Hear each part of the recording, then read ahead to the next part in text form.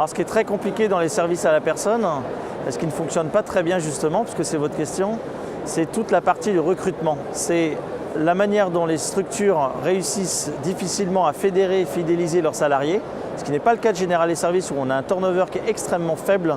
Notre objectif, c'est d'être l'employeur principal de nos salariés. Donc d'être au minimum sur du mi-temps, 3/4 temps ou temps plein. Ils sont tous en CDI. Donc c'est vraiment un parcours professionnel complet qu'on leur propose dans le cadre d'un centre de formation agréé. Et aujourd'hui, le secteur est en manque d'attractivité, de par les salaires qui sont relativement faibles, de par le manque de reconnaissance de la société, le manque de diplômes dans le secteur.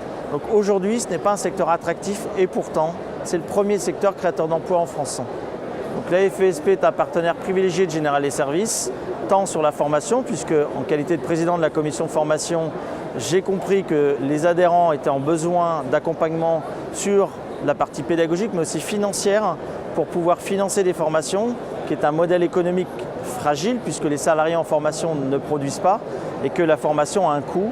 Et donc la FESP a un vrai lobbying auprès des pouvoirs publics et auprès des OPCA, collecteurs financeurs, pour financer de la formation, monter en compétence nos salariés et amener de la valeur dans le domicile de nos clients.